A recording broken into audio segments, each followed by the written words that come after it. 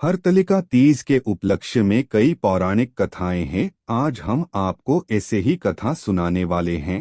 उससे पहले वीडियो को लाइक और चैनल को सब्सक्राइब जरूर कर दें। भगवान शिव ने पार्वती से कहा, है गौरी, पर्वतराज हिमालय पर गंगा के तट पर तुमने अपनी बाल्यावस्था में अधोमुखी होकर घोर तप किया था। इस अवधि में तुमने अन्न न खाकर केवल हवा का ही सेवन करके और सूखे पत्ते चबाकर काटी थी। माघ की शीतलता में तुमने निरंतर जल में प्रवेश कर तप किया था। वैशाख की जला देने वाली गर्मी में पंचाग्नि से शरीर को तपाया। श्रावण की मूसलाधार वर्षा में खुले आसमान के नीचे बिना अन्न जल ग्रहण किए व्यतीत किया। तुम्हारी इस कष्टदायक तपस्या को देखकर तुम्हारे पिता बहुत दुखी और नाराज होते थे। तब एक दिन तुम्हारी तपस्या और पिता की नाराजगी को देखकर नारद जी तुम्हारे घर पधारे।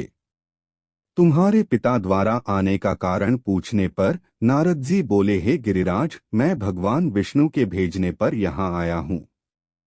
आपकी कन्या की घोर तपस्या से प्रसन्न होकर वह उससे विवाह करना चाहते हैं। इस बारे में मैं आपकी राय जानना चाहता हूँ।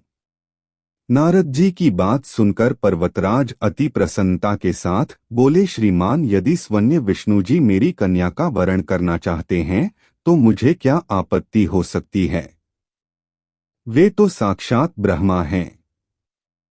यह तो हर पिता की इच्छा होती है कि उसकी पुत्री सुख संपदा से युक्त पति के घर की लक्ष्मी बने। नारद जी तुम्हारे पिता की स्वीकृति पाकर विष्णु जी के पास गए और उन्हें विवाह तय होने का समाचार सुनाया। परंतु जब तुम्हें इस विवाह के बारे में पता चला तो तुम्हारे दुख का ठिकाना न रहा। तुम्हें इस प्रकार से दुखी देखकर तुम्हारी एक सहेली ने तुम्हारे दुख का कारण पूछने पर तुमने बताया कि मैंने सच्चे मन से भगवान शिव का वरण किया है, किंतु मेरे पिता ने मेरा विवाह विष्णु जी के साथ तय कर दिया है। मैं विचित्र धर्म संकट में हूँ। अब मेरे पास प्राण त्याग देने के अलावा कोई और उपाय नहीं बचा। तुम्हारी सखी बहुत ही समझदार थी। उसने तुमसे पूछा कि प्राण छोड़ने का यही कारण है क्या? तुम्हें संकट के समय धैर्य से काम लेना चाहिए। भारतीय नारी के जीवन की सार्थकता इसी में है कि जिसे मन से पति रूप में एक बार वरण कर लिया तो फिर जीवन पर्यंत उसी से निर्वाह करे।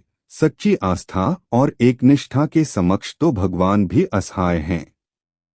मैं तुम्हें घनघोर वन में ले चलती हूँ, जो साधना स्थल भी है और जहाँ तुम्हारे पिता तुम्हें खोज भी नहीं पाएंगे। मुझे पूर्ण विश्वास है कि ईश्वर अवश्य ही तुम्हारी सहायता करेंगे। तुमने अपनी सखी की बात को मानकर ऐसा ही किया। तुम्हारे पिता तुम्हें घर में न पाकर बड़े चिंतित और दुखी हो। वह सोचने लगे कि मैंने तो विष्णु जी से अपनी पुत्री का विवाह तय कर दिया है। यदि भगवान विष्णु बारात लेकर आ गए और कन्या घर पर नहीं मिली तो बहुत अपमान होगा। ऐसा विचार कर पर्वतराज ने चारों ओर तुम्हारी खोज शुरू करवा दी। इधर तुम्हारी खोज होती रही, उधर तुम अपनी सहेली के साथ नदी के तट पर एक गुफा में मेरी आराधना में लीन रहने लगीं। भाद्रपद तृतीय शुक्ल को हस्त नक्षत्र था। उस दिन तुमने रेत के शिवलिंग का निर्माण किया। रात भर मेरी स्तुति में गीत गाकर जागरण किया।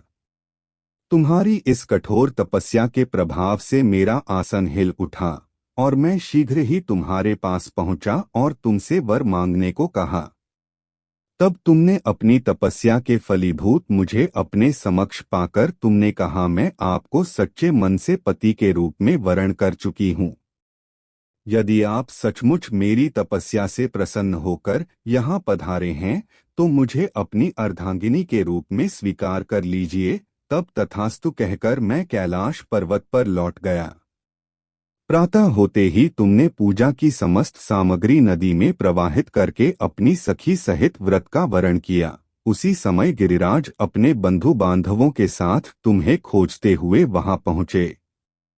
तुम्हारी दशा देखकर अत्यंत दुखी हुए और तुम्हारी इस कठोर तपस्या का कारण पूछा। तब तुमने कहा, पिताजी, मैंने अपने जीवन का अधिकांश वक्त कठोर तपस्या में बिताया है। मेरी इस तपस्या के केवल उद्देश्य महादेव जी को पति के रूप में प्राप्त करना था। आज मैं अपनी तपस्या की कसौटी पर खरी उतर चुकी हूँ। चूंकि आप मेरा विवाह विष्णु जी से करने का निश्चय कर चुके थे, इसलिए मैं अपने आराध्य की तलाश में घर से चली गई। अब मैं आपके साथ घर इसी शर्त पर चलूंगी कि आप मेरा विवाह महादेव जी के साथ ही करेंगे। पर्वतराज ने तुम्हारी इच्छा स्वीकार कर ली और तुम्हें घर वापस ले गए। कुछ समय बाद उन्होंने पूरे विधि विधान के साथ हमारा विवाह किया।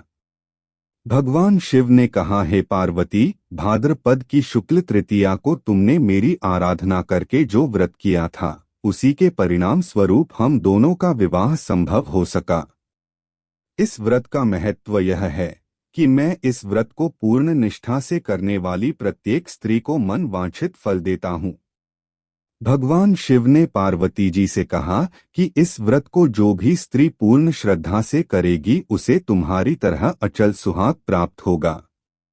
इस व्रत को हरितालिका इसलिए कहा जाता है क्योंकि पार्वती की सखी उन्हें पिता और प्रदेश से हरकर जंगल में ले गई थी।